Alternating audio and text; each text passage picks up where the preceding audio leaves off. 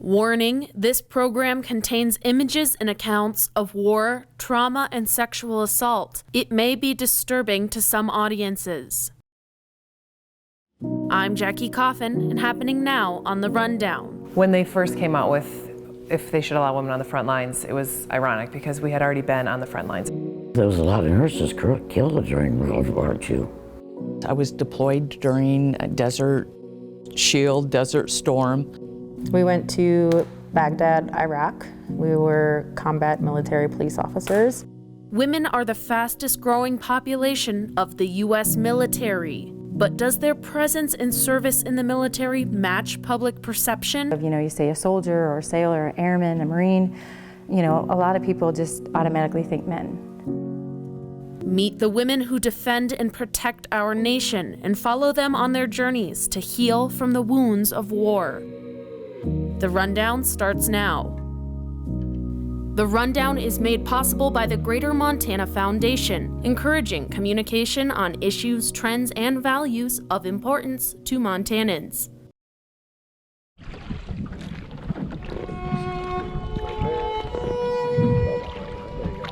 There's so much bad in the world. And you hear about the bad all the time. I mean, we're constantly hearing, every time you turn on the TV or look at your phone or whatever, it's all the bad things that are out there, I mean, even being in a place like Afghanistan a couple of times, you see the worst in people. Coming to a place like this, it renews your spirit.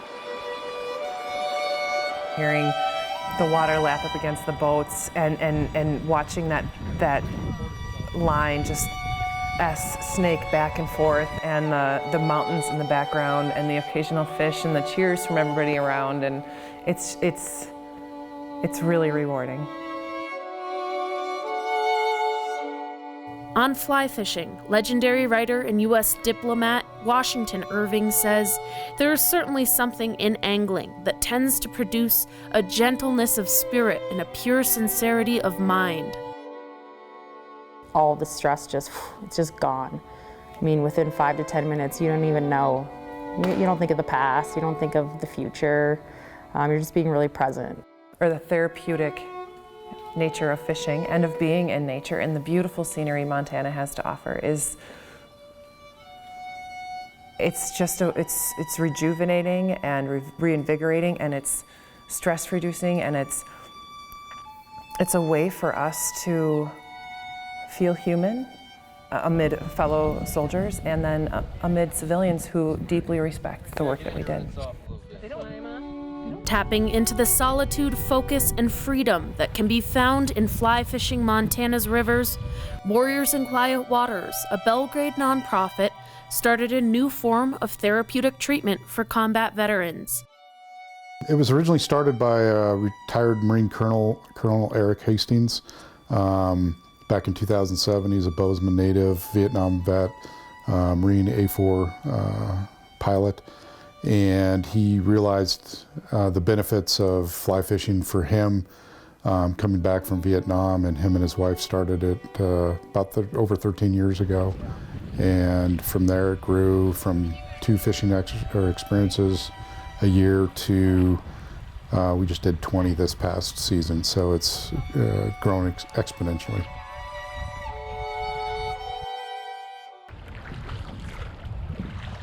Is that where you're at, playing, right now? See where you're at right now? Yeah. You want to be, right there, just watch. This September, Warriors in Quiet Waters invited me to join the team of guides, volunteers, and 6 combat veterans for 3 days of fishing on the Yellowstone River in the Paradise Valley.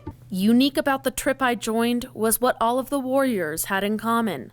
We really had a goal to get 6 gals together to go on a trip.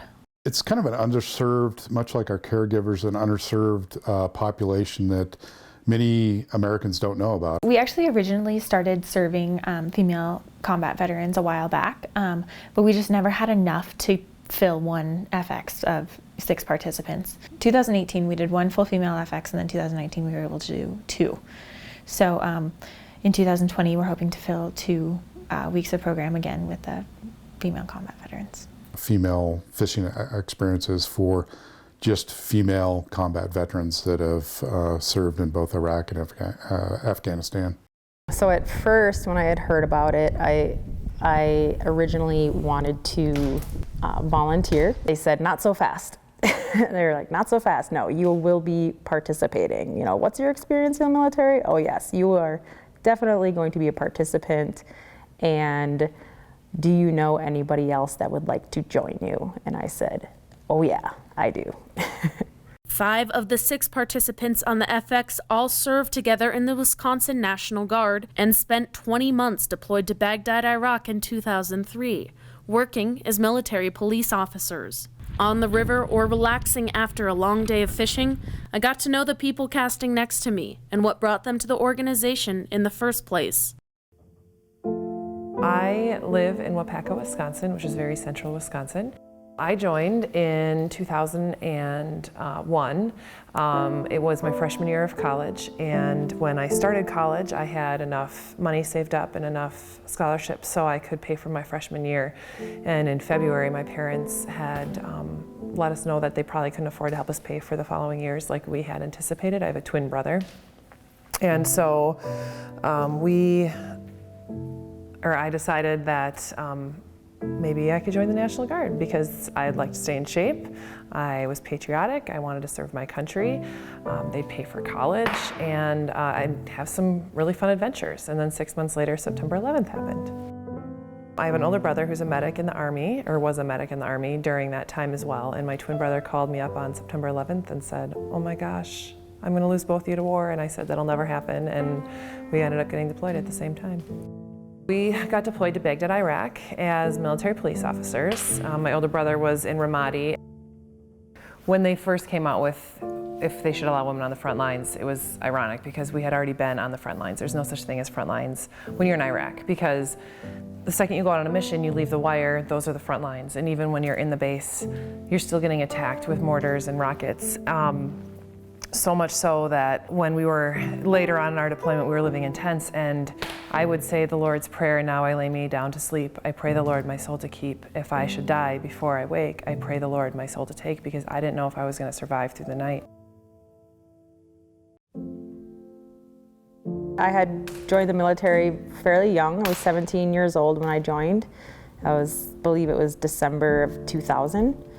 I remember asking my mom and dad if they would sign the line that said, we don't own our daughter anymore, the military does. It actually went really smooth.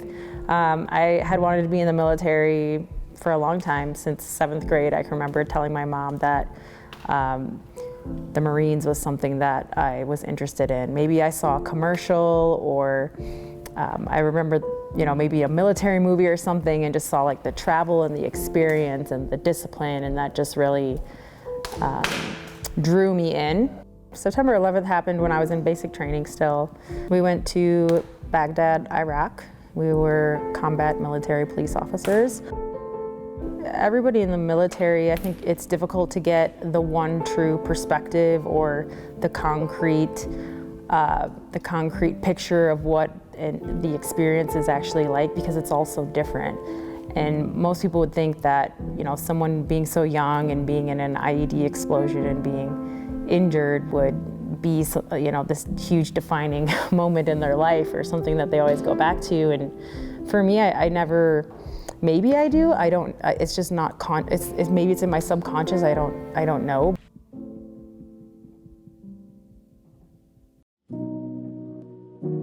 Well, I joined obviously 20 years ago. After my 3rd year of college and taking probably every general credit that there is, I decided that maybe it was time to step back from school.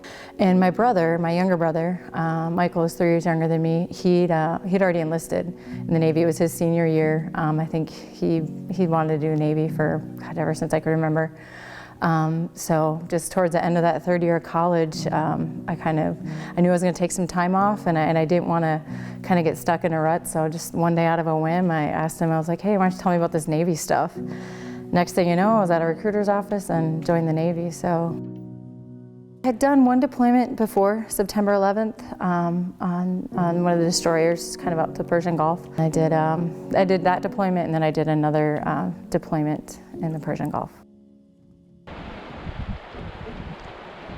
For me, the time spent with warriors in quiet waters was an eye-opening experience into the service and struggles of female veterans, and a stark reminder of some fundamental facts. September 11th was almost 20 years ago. We are still at war, and American men and women are still overseas fighting it. And that some veterans feel like the public has forgotten about the war, the fight, and their service. For female veterans, the disconnect can be deeper. You know, I've seen in situations where, people in the public, talk about, even myself, I ask about a military discount or something like that, and they kind of like, was your husband or somebody in your family in? And then it's like, no, I'm in the military, I'm the one that's in the military. And so I think just the basic understanding in today's society of what soldiers go through is lacking. We don't have a draft right now. We don't have a lot of immediate family members or friends that are deployed. And the media certainly doesn't cover it like it used to, or like it did during Vietnam or World War II. So there needs to be some awareness created. And going back to the female, or the question about what it's like to be a female, it's even harder than, I believe, a man. I walk into the VA and they ask who I'm there to visit instead of how can I help you. I've told a few people I've been in a war and they ask, well, was it a woman's war? Or did you carry a gun?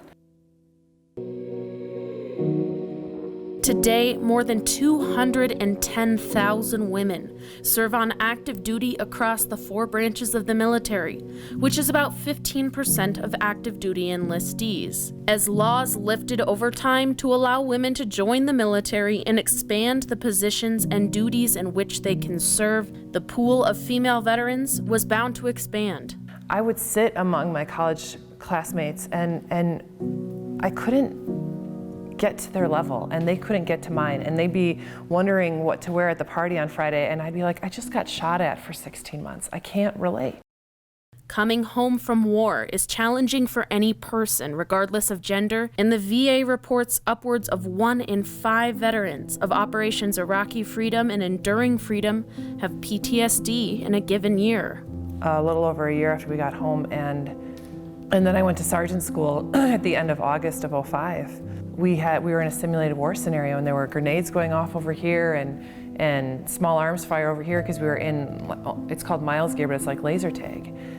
And I just kept having flashbacks or intrusive thoughts of Iraq throughout this whole process. And as we were on this ruck march, I just couldn't stop fixating on it, and I was starting to hyperventilate, and I just couldn't stop the tears from flowing, and I kept telling myself I was safe, but it wasn't enough. And I finally just kind of went off to the side and got down on my knees, and I asked for them to get Carly, one of the girls that I was deployed with, because she was also there, and they thought I was having a heat stroke, so they started taking my clothes off. But after being in Iraq, it's not that warm in Wisconsin.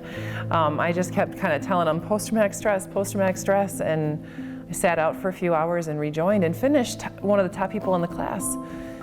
But I couldn't shake that afterwards. I kept having breakdown after breakdown and post-traumatic stress, and it got to the point where I had to call up my older brother, who was at that point living in Madison. I said, you gotta take me to the VA, I can't get out of this. So he took me, and through therapy and medication for a brief moment in time, I was on the right track to healing. I mean, it took a long time. It took probably 15, maybe 14 years to get to where I am, and I feel really good.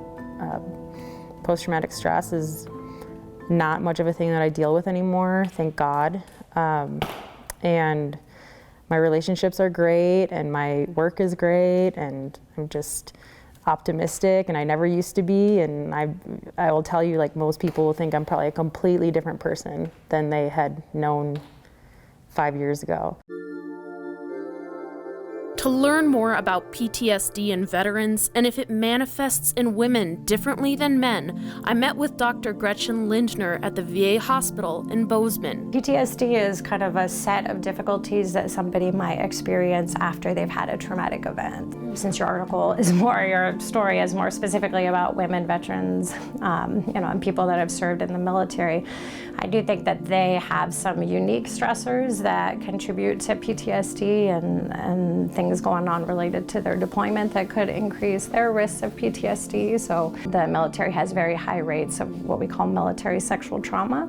And so, military sexual trauma is defined as any type of kind of significant sexual harassment that threatens your safety and/or an actual sexual assault in the military. So when we look at women who are presenting for care in the VA and how many of them are endorsing that they've had military sexual trauma, you see that about 1 in 4 women are reporting military sexual trauma. So it's a huge issue. That's probably one of the big differences between the men and the women I've served in the VA. Much higher rates of military sexual trauma among our female veterans. And so a lot of what we might be working with is recovery from that. And sexual assault is hard no matter what. And like I mentioned earlier, it has associated with higher rates of PTSD. But sexual assault in the military and sexual assault in a combat zone is doubly hard. I had heard accounts, investigations, and news reports about military sexual trauma before, but it wasn't until I started doing the research for this story that I learned what a prolific, pervasive, and frankly horrifying problem it is. Throughout this section of the piece, there will be a phone number on the bottom of your screen. This is a 24/7, free, anonymous military sexual assault safe helpline. I'll show it to you again with a list of other resources at the end of the show. The nonprofit Protect Our Defenders compiled statistics from Department of Defense reports between 2015 and 2018. And they paint a deeply troubling picture. 38% of women and 4% of men have experienced military sexual trauma during their service, and it's getting worse. In 2018, 13,000 women and 7,000 men were sexually assaulted, which is a 40% increase from 2016 and the highest rate since 2006.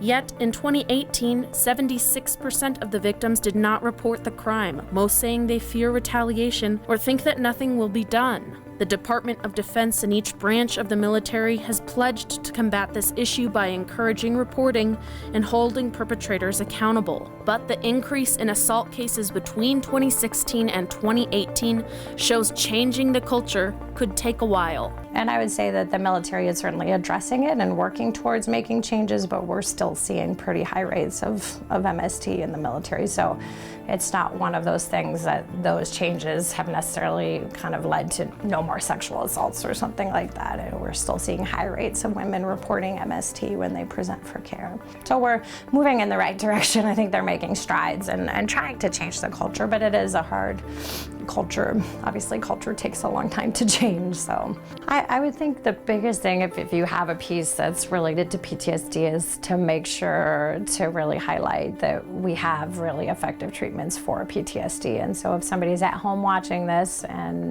they're a veteran or even non-veterans and they're feeling like, I've had a trauma and I'm really struggling, to know that there are a lot of really effective treatments. It's a very treatable condition where we can really help promote a lot of healing. And so just really encouraging people to reach out and get help. Women serving in the military is as old as America. Some fought in the open, like Margaret Corbin, who took over her fallen husband's cannon during the Battle of Fort Washington in the American Revolution. Some fought in secret, like Deborah Sampson, who dressed as a man to join George Washington's Continental Army. During the Civil War, women dressed as men to fight for both sides, and for the first time, the military began recruiting women to serve as nurses without military status. Women were also spies and scouts. 33,000 women served in World War I. 400,000 women served in World War II. Women were killed on the front lines and overseas during World War I, World War II, Korea, Vietnam, the Gulf War, and in the recent Iraq and Afghanistan wars. But overwhelmingly in history, women's service was not seen the same, and when the wars ended, very little recognition was given without a hard-fought battle. That's in my uniform. Still waiting is 94-year-old Laura Cook-Natvig. They treated us as officers. Visiting with Laura at her home in Billings, she told me about her life and her service as a cadet nurse in World War II. We took care of just about everything. One ward was skin care and my surgery, and we switched often, so we got practice in all departments. Laura was one of 120,000 cadet nurses who served at home and abroad in World War II, some of whom were drafted into the service. Well, there was a lot of nurses killed during World War II. Really? Yep.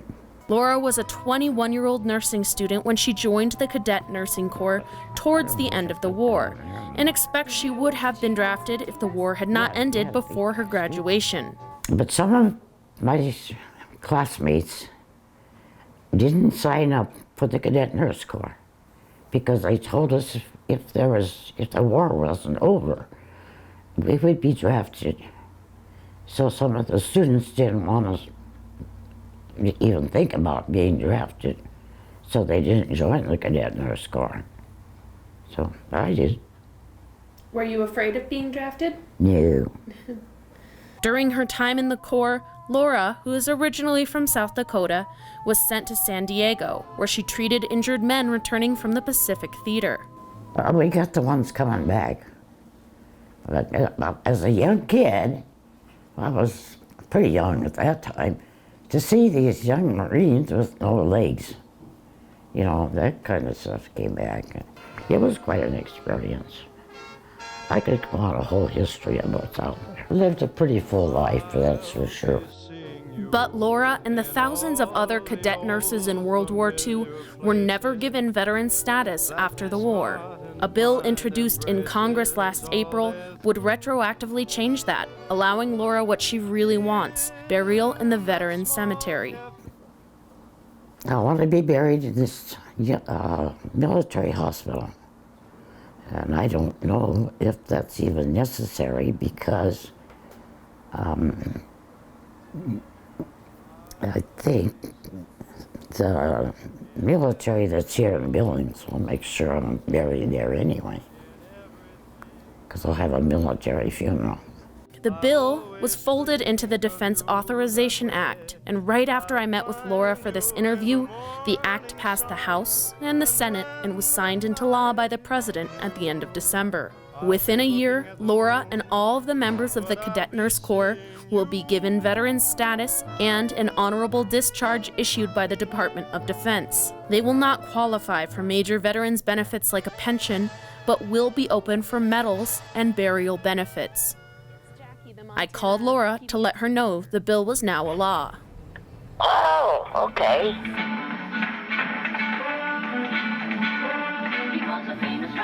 A staggering amount of Americans, more than 11% of the total population, fought in World War II. And not counted in that number are the women who worked as nurses, pilots, mechanics, and in factories. The military in general has been shrinking since 1970, and now it makes up about 1% of the U.S. population. The military now is more diverse than it ever has been, with a historic population of women and people of different ethnic and racial backgrounds. In numbers, women make up 15% of active duty Army, 20% of active duty Navy, 8% of active Marines, and 20% of the active Air Force. Numbers are similar but increased in Guard and Reserve forces. The trend of women making up the fastest growing population of the military is no different in Montana.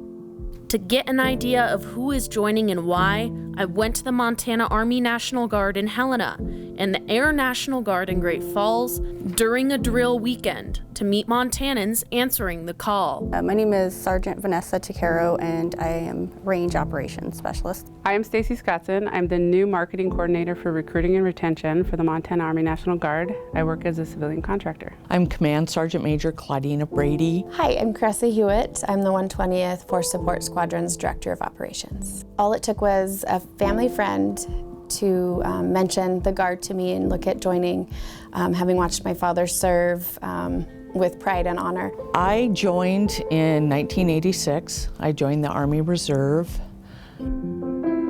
I joined because I wanted to be in the military. I had wanted to serve. It's just been something that's always been with me, a desire I always had. I have been very fortunate and very blessed in that I was able to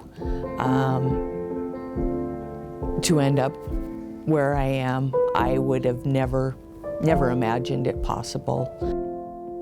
I wish sometimes I could say that I joined when I was 17 or 18 years old. I didn't. I met my husband in high school. We decided to start a family pretty young. For the majority of my 20s, I spent just being a stay-at-home mom. A couple little jobs here and there, nothing that was going to take me too far in life. When I was about 28, 29, did a couple college courses. I just decided it wasn't what I wanted for my future. I guess I was a little into the future already, but I decided that just wasn't what I wanted to do 5, 10, 20 years from at that point. So I got this crazy idea to join the military at 29. When I was in high school, I have an older sister.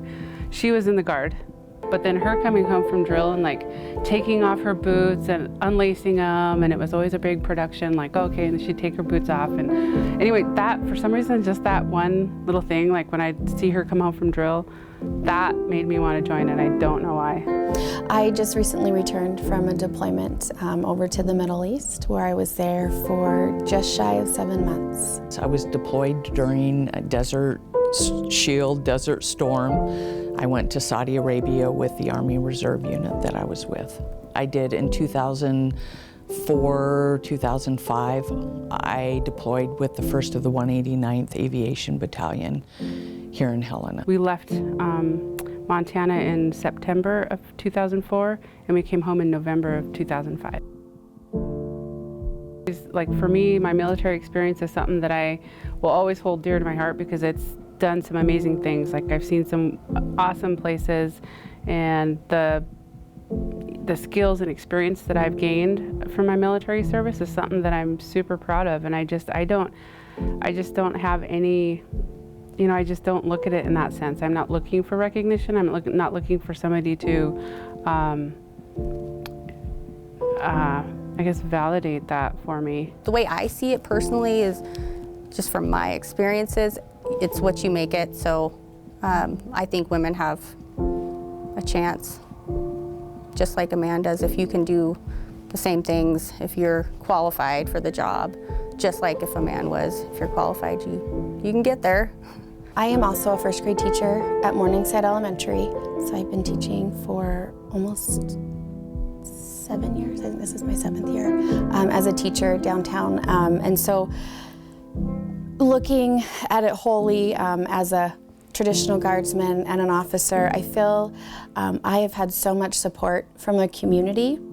As a female veteran and up here as well, I've had some really amazing leaders and leadership that have mentored me, and as a female, I feel really supported. As issues are brought to the forefront, whether it's sexual assault, sexual harassment, the Army has taken a lead and taken that stand as far as making our environment safe for our soldiers, and it's gone along with society. And when the issues have arisen, they've been on the forefront as far as making those changes or the zero tolerance policies for things that have affected women. So I believe that they have been diligent in making those changes as our society has evolved. Moving forward, the American military and the veterans coming home will be increasingly female. Right now, women account for 9% of the veteran population, a number that has tripled since the year 2000. By 2030, women will make up 15% of the total veteran population. For America's military, the future is female. The opportunities are becoming limitless. Through this world, will you guide me? Through this pain, will you always hold my hand? When I need you, when I don't know what I'm doing with myself, I'm a lost soul, walking through this world like I have some idea. When I don't, I don't. And I take on the baggage 'cause I think that I can. And I wait for the right time to go with my plan and come to you and tell you how I feel. And when the morning comes, I will feel that I am brave again. The Rundown is made possible by the Greater Montana Foundation, encouraging communication on issues, trends, and values of importance to Montanans. I will feel that I am brave again.